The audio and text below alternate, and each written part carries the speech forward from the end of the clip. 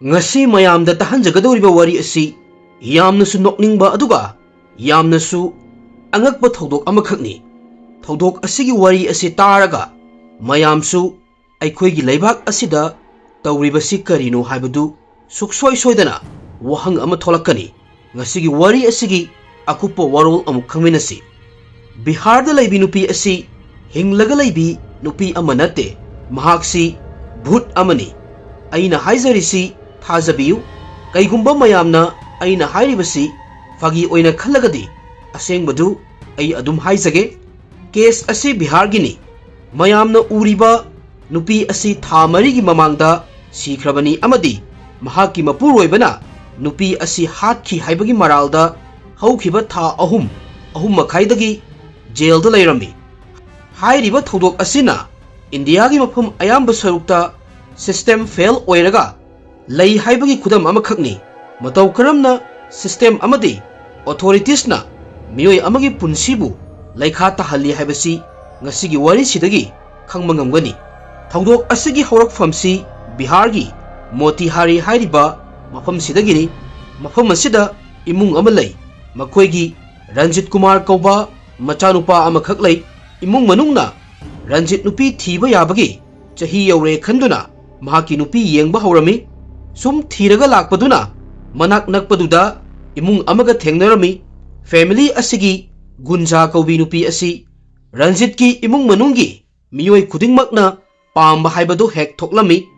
Ranjit larik laisu tamhoraba paisa nungsa talaga laiba nupa amakhakni imung anigi miyoi sing wari watai taunaduna yamna atena matamgi manungda Ranjit amadi Gunja 2025 ki February thada luhonglami matai manau ani luhonglaba matungda yamna nungaina yum panminaba haibadu oirami adubu luhonglaba matung tha ama makhai matungda Ranjit na thabak suba yumgi mapanda chathokhiba matamda mamau nupi Gunja phone da ayamba matamda busy oiraga laibadu Ranjit ki family na urame kaigumba kandana phone da miga wari watai tawraga laiba wari tawdragana internet ta busy oiraga Gunja ayamba matamda lairami haurakpada Ranjit ki family na mamau nupi asi inau nauna luhonglaklibini mayum thadoktuna lakpana maram oiraga magi imung manung marup mapanga awa nungai wari watai tawduna lairibani khalami adubu tapna imungi mina mahakna phone da wari watai tawduna lairibasi yamna kuiman khre haina khalami Ranjit ki family na mamauna wari watai tawbagi expression asi chumnagi yumgi miga wari watai tawbagi mong oina uramde maga khangnaba nungsinaba miga wari watai tawbagi expression ama oina urami haujiki oinadi mahaki nungsinaba nupasu mapuroibasu Ranjit na punna oirabani imungi mina Ranjit ta Gunjaga wari watai tawbagi matangda wa hainabada mahakadi yamna ka hena wari tawde hairami masina takpadi Gunjana pung kaya phone da wari tawraga lairikan matam sidadi Ranjit magi thabakta busy oiraga lai haibani kayumba kanda imung manungda Ranjit ki phone lakpada nangbu imauga wari watai tawbro hangbada Ranjit na wari tawkhiba nongnini fare haina hek kumlakpasu yawi adubu hairiba matam sidasu Gunja phone da adum busy oiraga lai ahanbada nauna yum palakpagi masada comfortable oinaba mayumgi mida marup mapangda wari tawrini haina khandoklambadu haujikti Ranjit ki family na magi mawong sida jingnaba fawba hauраklami haujikti family na Gunja atopa mida wari tawrini haina khanba haurami makoina Gunja gi mawong matau asi machanupa Ranjit tasu hairami adubu Ranjit na imung na tamlakpa wafam asi kaisu thoidokna khalude maramdi mahakna Gunjaga matam khara punna laiminakhibadu mahakidi khwaidagi best moment amakhakni Gunjana mahakpu yamna nungsibadu Ranjit na urami yamna thuna magi nupi atopa nupaga wari watai tawramgani haibasi mahakna suktha thajaba ngamlamde sumai tawdana matam khara amuk haukhirami Ranjit ki imung manungna makoigi mamau Gunjada yengliba mityeng simak Ranjit nasu magi nupida yengba haurami sutida Ranjit mayumda lakpa matamda magi nupina mangondagi yamna lapna famlaga nungsinaba nupa amada wari tawba matamda utpa maithongi expression uttuna wari sabadu thengnarami phibam asi uraga Ranjit chu magi thamoida chingnaba amadi faurami mahakna Gunja gi manakta changsinduna aisu gyan tai nang nauna luhongduna anauba mafam anauba yum amada lakibani haibasi kaigumba nangna nangi family gi miyoi singbu yamna ningsingba taragadi ai nangbu yumda thinbige aduga imung manungi miga thengnau hairami adubu Gunja Ranjit na hairiba wafam asi yaramde mahak kaisu khande haina paukhum piraklami maram asidagini Ranjit ki makokta chingnaba ama phaurakhibasu adubu Ranjit mahakna chingnariba wafam asi magi nupi Gunja da hairamde sumai tawdana amuk matam kharasu haukhirami haina sinaduna luhonglakhiba Ranjit amadi Gunja haujikti makoi anigi marakta comfortable feel tawba horami amasung Ranjit na Gunja gi phone che check tawba pamlami adubu Gunja na magi phone gi password khangandabata natna phone check tawnaba Ranjit su piramde phone check tawbagi wafam si hagdokpada nang aingonda thajadabra haina hangi thajadaba taragadi aigi phone check tawhaloi hairami Ranjit na oiriba phibam si hojik mahak Gunja gi phone asi check tawningbana masa adu khang lakpa ngamlamde kaigino hairagadi mahaki makokta sagatliba wakhal mayam si achumbra aranbra haibasi mahakna confirm tawninglami adubu hojiksu mahak phone check tawbadi ngamlamde maramdi makoi ani nauna lohongnaklibani makoi ani gi marakta thajanaba haiba mari asi lairibani mahakna magi nupigi phone asi namfuda check tawraga thajabasu manghanba pamlamde Ranjit tawfam khangdaba haibadu oirami marakta phone check tawbagi wafam sidagi makoi ani hek khatnabasu yaurami adubu Ranjit na magi nupina atopa nupaga wari tawromgani haiba wafamsi thajadabana fai haina khandoklami amadi matai manaugi marisi yamna nungsinana leinabu hotnarami matamni sum haukhirami makoi ani 2025 ki February thada luhongkhibani haujikti July gi tang ahum gi numit silaklami hairiba numit asigi numidangsi Ranjit amadi magi imung manungi khwaidagi hena sathiba kiningai oiba numidang amakhak oirami Ranjit ahingi chawrakna pung 12 makhai ama tarakpa swaida makeup thoraklami mahakna leithoktuna yengluba matamda magi nupi Gunja si hamungda lairamdabadu mahakna urami Ranjit hiplambadu hawgattuna yumgi washroom amadi akoibaduda magi nupi Gunja wenglami adubu magi nupi leibagi samin ama fawa fanglamde Ranjit na yamna thuna cheladuna magi imung manungi miyoi sing hawdoklami amadi makhoiga pullaga manak nakpada Gunja bu koithi thirami adubu hawjiksu Gunja gi mawa mapaw amata taramde thiba phanglamde masigi matungda wafam asibu haibada kaide khanba yumlonaba singda phone tawduna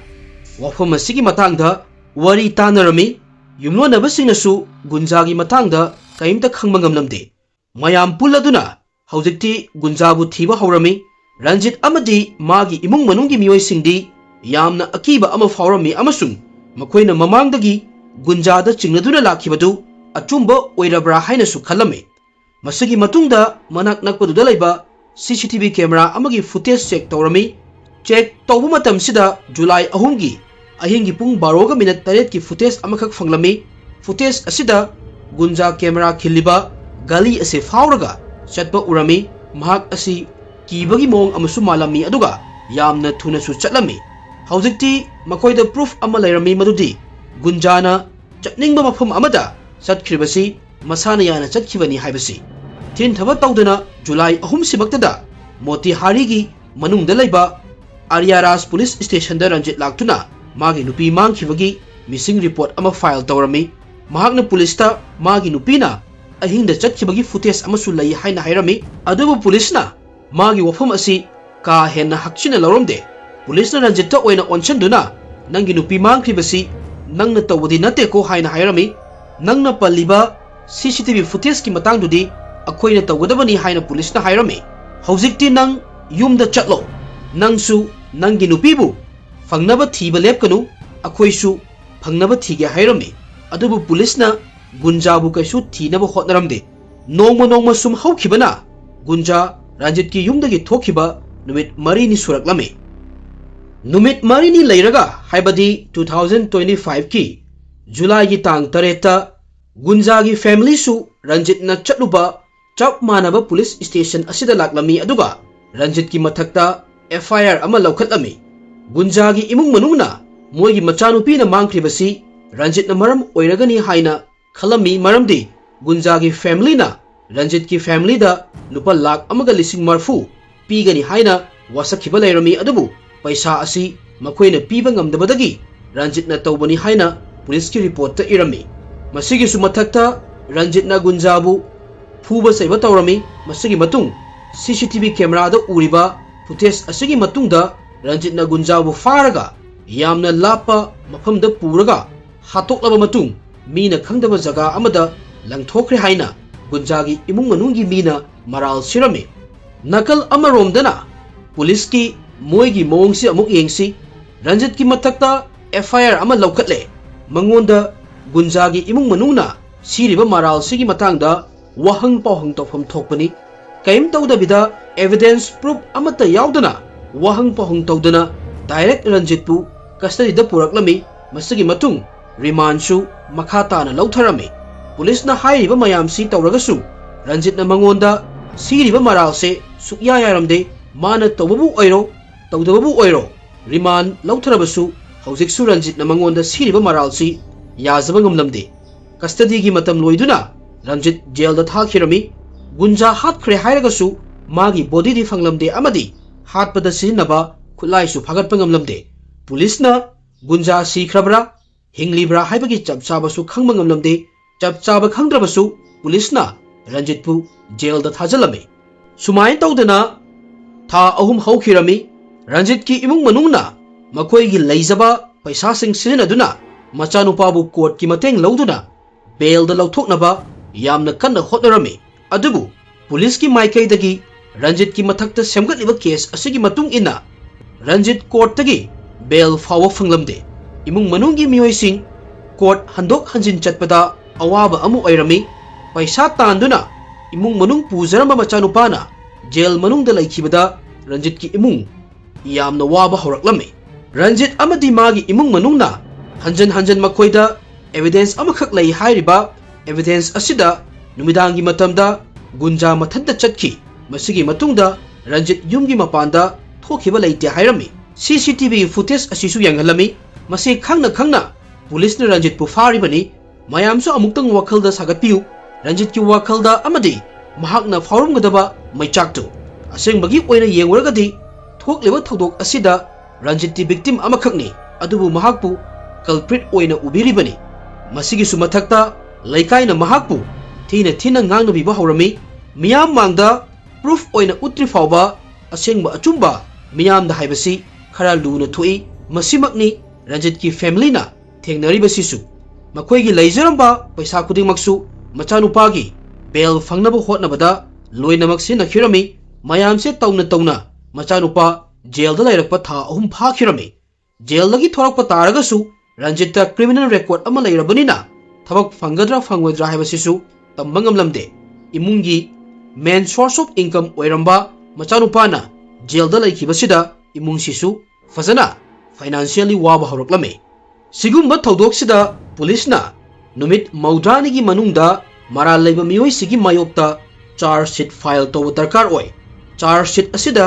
police की माइकैदगी थौदोक असिगी मतंगदा करी थौदोकनो थोखरिबसी मखोइगी मखुत्तना करम मखलगी evidence लई हाइबसी in details दा charge sheet असिदा पंद मथौ ताई मसिगी मतुंगदा case असिगी trial court ता हौगदबनी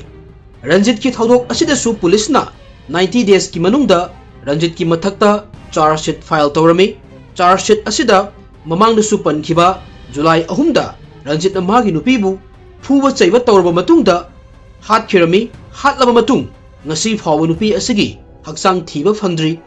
मफम अमदा लंगथोखरे हाइना पलमी अउनपोट की मतंगदा रंजित न गुंजाबु तोइना तोइना फुबा चैबा तौई हाइनासु पलमी चार्ज शीट असिदा गुंजागी इमुंग मनुंगबु विटनेस ओइना पलमी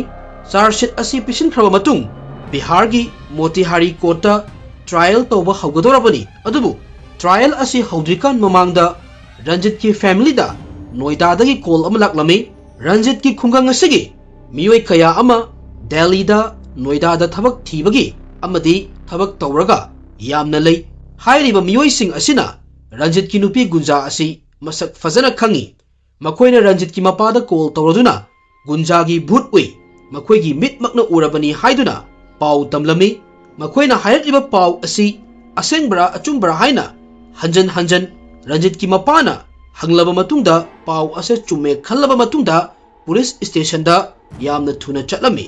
पुलिस स्टेशन दा चटलगा हातख्रे हाइना खल्लिबा ममौ असि नोएडा दा हिंगदुना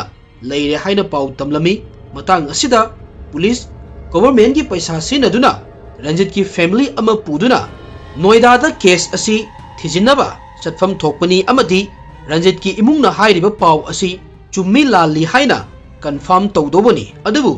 पुलिस ना रंजित की इमुंगदा नोएडा चटनबा गाड़ी अमा बुक तौ हाइरमी अमदी दरकार लेबा अतोपा सिंगसु सिल लांगनबा हाइरमी रंजित की इमुंगना गाड़ी अमा बुक तौरगा पुलिस का लोइनना पुंग कयागी जर्नी अमगा लोइनना नोएडा दा यौरकलमी नोएडा दा यौरकलबा मतुंग रंजित की मपादा कॉल तौरक्तुना पाउ तमलखिबा मियोय असिगा अहानबदा थेंगनरमी नुपा असिना अपार्टमेंट अमगी एड्रेस अमदा पुरमी नुपा असिना अपार्टमेंट अमगी थोंगदा नोक तौरमी थोंग हेक हांदोरकपदा मपानदा लेप्तुना लेरिबा मियोय सिंग असि अंगकपा अमगा लोइनना सोक चटलमी थोंग हांदोरकलिबा मियोय असि अतै कनासु नते गुंजा ओइरमी अमदी रूम असिदा नुपा अमसु लेरमी गुंजा अमदी नुपा असि हौजिक्ति बिहार दा पुदुना लाक्लमी मयामना उरिबा वीडियो फुटेज असि गुंजाबु बिहार दा पुरमदागी ममी अमखकनी गुंजागी माइथोंगदा पेंदबा नुंगाइतबगी ममी अमा फावबा ताबा उरमदे मसिगी मतुंग गुंजा बिहार दा यौरकलमी अमसुंग थौदोक असिगी असेंगबा वरी असि करिनो हाइबदु महाकना ताहलमी 2023 दगी गुंजा महाकी निबरदगी नुपा अमगा नुंसियदुना लेरमी हाइरिबा नुपा असि नोएडा दा थबक तौदुना लेरमी लुहोंबगी मतांगसिना अमुक गुंजागी इमुंगना अकंद प्रेशर पीरदुना यामना थुना रंजित का लुहोंगलखिबनी गुंजा अहल लमनगी याथंग इंदुना लुहोंबदी पांगथोखरे अदुबु महाकी नुंसिनबा नुपा सिबुदी महाकना कावबा सुकंगम गमलमदे लुहोंगलबा मतुंग मागी मपुरोइबा रंजितना थबक सुबगी अतोपा जगादा लेखिबगी तंजा लौरगा तपना तपना अमुक मागा नुंसिनरिबा नुपासिगा वरी वताई तौबा हौरमी सुम वरी वताई तौरकपदगी मखोई अनिगी नुंसी मरीसी अमुक हानगी मफमदा हंजलकलमी मसिगी मतुंग मखोई अनीना पुन्ना लेनबगी प्लान तौबा हौरमी प्लान की मतुंग इन्ना जुलाई की तांग अहुमदा गुंजा नुमिदांगदा मयुमदगी थोरकलमी मफम असिदा मागी नुंसिनबा नुपासु ngaiduna lerami गुंजा अमदी नुपा असि थेंगनरबा मतुंग मखोई अनि नोएडा दा अमुक लाक्लमी मखोई अनि नोएडा दा लाए हाइबसी कना अमतन खंगलमदे मसिगी मतुंग गुंजा हिंगिरा सिरिरा खंगलमदे नाकल अमरोमदना गुंजा मागी नुंसिनबा नुपा असिगा नोएडा दा यामना नुंगाइना लेरमी मयामदा वरी ताहंजरिबा मतमसिददी रंजित कुमार से मरा लेतबा मियोय अमा ओइरबनिना बेल फंगलमगद्रा हाइना खंजै मागी मथक्ता पालिबा केस असि फेक ओइबना मरम ओइरगा मांगखिबा महाकी इज्जतसु अमुक हंजिलकपा ओइरसनु हौजिक हौजिक बेल फंख्रबरा फंद्रिब्रा हाइबगी अपडेट येंजबदा न्यूज़ ता लाकपदी उदे अदबु फंगलमनी हाइबसी आइगी थाजबनी मतांग असिदा हाइजनिंगबदी कनागुम्बा नुपा नुपी अमना सुमाइना पत्ततना नुंसिनरमगा इमुंग मनुंगना हाइबा इंदुना अतोपा नुपा और नुपीदा लुहोंबा तारगदी हानगी पास तो काउबिरो मूव ऑन तौरगा अनौबदुगा इंगना चिकना ज्ञान ताना लेनबा होटनबियु हाइबसिनी वफम असि ngaakpa ngamoi hairagadi imungi pressure da chatlaga mioi amagi punsibu leikha tahange khanbiganu sigumba incident asina aikoi gi leibhak asigi system da fail oibadu mayek sengna utli case ama lakpada evidence hana munna yengaga thabak lokhatpham thui nupi na complain tawre haiduna nupa ama hekta maral leramngani haibati langani maral leibasu yauribani adubu kupna thijalaba matungda maral leibagina leibagi लांदबगी तौफम थुई ngasiगी थौदोक असिदा करिगुंबा नोएडादगी call लाक्लमद्रगदी मराल कैसु लेजदबा रंजित कुमार कयाम कुइना जेलदा लेगनी हाइबसी अखोइना हाइबा ngamde थौदोक असिदा पुलिस की असोइबा यामना लei मथौदा नेग्लेक्ट चाबा पुलिस सिंग मतिक चाबा दंडी पीद्रगदी सिगुम्बा थौदोक कया अमा matung tarakpada tholakpa yai gunjasu matik chaba dandi phangpham thui mayam da wari asi tahanjariba asi miyambu awaba pinaba thamoi sokhanaba nate laikai laikokta sigumba thodok asi tholakpada mit nakong oinabagi damaktani afabadi lausansi fattabadi lapna thamgisi hairaga ngasigidi matang asida wari asi osinjarage. Thank you everyone.